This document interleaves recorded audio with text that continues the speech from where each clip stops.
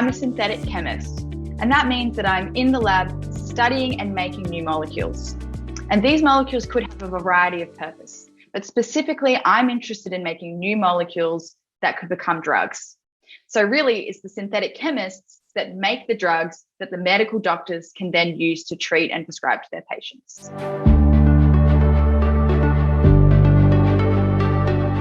There are lots of different ways to discover new drugs, but one really interesting way is by looking to nature. So by looking at the substances that plants or animals produce to interact with their environment. And this may be for catching prey or for self-defense or for a variety of other purposes. But sometimes these substances could be translated into applications in human health and for new drug targets. I'm a synthetic chemist working at the University of Sydney for Professor Richard Payne, and we're part of the Centre of Excellence for Innovations in Peptide and Protein Science. So what I'm really interested in is making new peptide drugs that could treat stroke. When you have a stroke, you lose blood flow to the brain, and this could be either caused by blood clots or by a ruptured blood vessel. And this sets off a cell death pathway. The current drugs that we have available don't target this pathway. And this is the pathway that leads to the really terrible effects of stroke that we all know.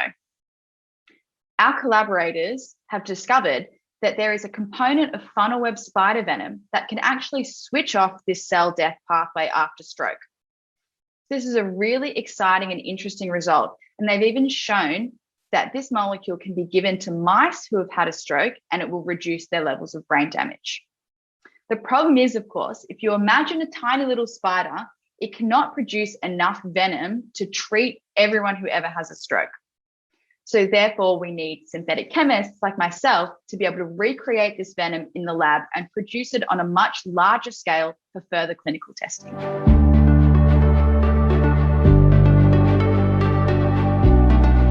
The original use of bugs to treat blood-related diseases actually dates back to ancient times, when doctors used to use leeches for a process called bloodletting, in which they tried to get their patients to bleed out their diseases.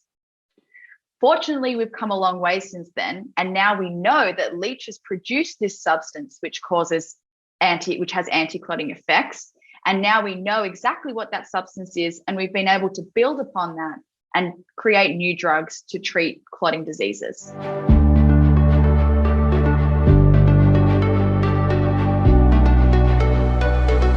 The drug discovery pipeline is an extremely long process. Once an active molecule has been discovered, depending on its complexity and how it was discovered, it may take several months or even years for the first chemical synthesis. However, once it has been synthesized, before scientists can even consider putting it forth into clinical trials, there are a range of other things that need to be considered. Safety, of course, is number one. Scientists need to determine whether this substance will have adverse side effects and whether these could be toxic to the humans. The other thing that they need to consider is how a drug will break down in the body. Will it be broken down straight away before it can have its desired effect? Or will it be broken down too slowly and hang around in the body for too long? Another thing to consider is potency. Your molecule needs to be potent enough that you can only deliver a suitable dose to your patient.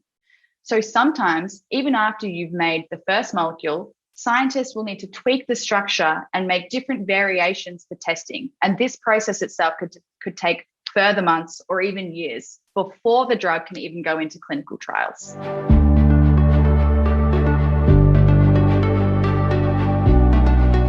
I think it's really important to have interests outside of the lab. I personally love playing sport and swimming. For the first 2 years of my PhD, I played AFL for Sydney University. This was a really great way to let off the stress from the lab and to run around with and make new friends. I also really enjoy swimming at the beautiful Sydney beaches and all the outdoor pools. The university is right next to Victoria Park, which has a really lovely outdoor pool that I like to swim laps with some of my lab mates. I would also say that our lab is quite a social environment. So we really try to get out together and do some non-scientific activities like playing barefoot bowls or going to the pub together.